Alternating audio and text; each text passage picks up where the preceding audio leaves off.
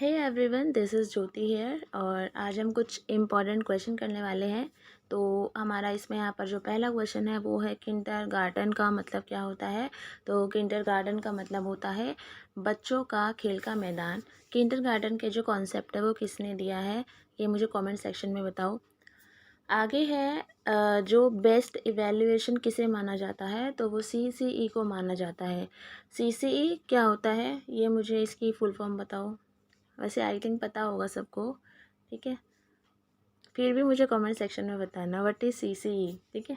आगे है एक अच्छे वातावरण संचारण में ज़रूरी है बिना रुके बोलना। अगर आप एक गुड कम्युनिकेशन करना चाहते हो तो उसका जो क्या इम्पोर्टेंट है उसके लिए सबसे, तो वो है बिना रुके बोलना, ठीक है। रुके इन द सेंस पॉज देना है, बट ऐसा नहीं ऐसे नहीं करना, ठीक है। फ्लुएंटली बोलना है बिल्कुल। आगे है स्कूल और संकुल की परिकल्पना प्रथम कहाँ पर स्थापित हुई थी, तो ये राजस्थान में हुई थी। और इसके अलावा एक क्वेश्चन है कि ये परिकल्पना या जो ये कॉन्सेप्ट है क्या था, इस बारे में थोड़ा सा मुझे कमेंट सेक्शन में बताना, ठीक है। आगे है अध्यापक का आचरण ज़रूरी है रोल मॉडल, ठीक है। एक टीचर रोल मॉडल होता है, बच्चे उसको बहुत फॉलो करते हैं, तो उसका आचरण होना चाहिए, कैसा होना चाहिए, ऐसा होना चाहिए, आदर्श होना चाहिए, रोल मॉडल होना चाहिए वो, ताकि क्योंकि लोग उसे देखते हैं, पेरेंट्स भी बच्चे भी, ठीक है, उनके बिहेवियर को बिल्कुल एकदम बारीकी से वो करते हैं। और बच्चे तो बहुत ज़्यादा ही करते हैं, और ख़ासकर प्राइमरी के। आगे है यशपाल कमेटी रिपोर्ट का नाम क्या था, तो यशपाल कमेटी रिपोर्ट का नाम था बिना बोझ के शिक्षण। क्या था? बिना बोझ के शिक्षण।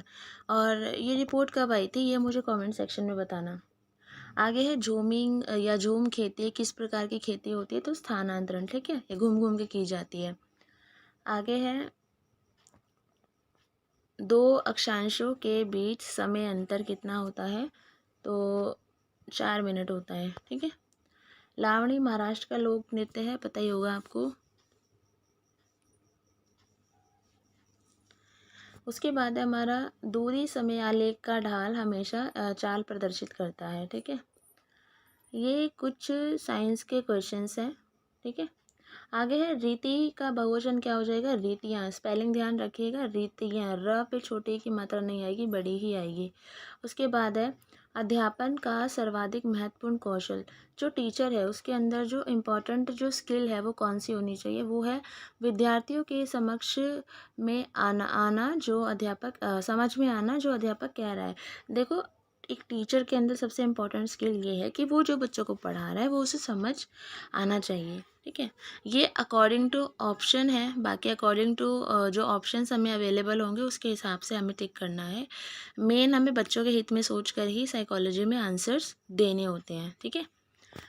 अगला है एक व्यवसाय की सफलता कार्य की गुणवत्ता बनाए रखने पर आधारित है। अगर आप एक कोई जॉब कर रहे हैं और अगर आप चाहते हैं कि आप सक्सेस हों, तो आपको कार्य की गुणवत्ता बनाए रखने पे, जो भी आप काम कर रहे हैं उसकी गुणवत्ता बनाए रखने पे, कि हाँ वो आप अच्छे से कर रहे हैं, कोई धांधलेबाजी नहीं है उसके अंदर, तो इससे आप आगे हमारा है कि जो सामाजिक अधिगम है वो क्या है, तो वो है जिस प्रक्रिया में व्यक्ति दूसरों के व्यवहार को देखकर सीखता है, ना कि प्रत्यक्ष अनुभव के, ठीक है।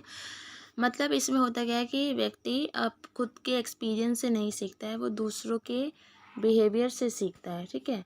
अब जैसे ये मान लीजिए टीवी में इतनी एड्स आती हैं, और काफ़ी सारे जो ये सोशल मीडिया इन्फ्लुएंसर होते हैं, हम इनसे काफ़ी सारी चीज़ें सीखते हैं जो कि हम खुद एक्सपीरियंस नहीं करते हैं, है ना। तो उसको हम क्या कहते हैं, सामाजिक अधिगम।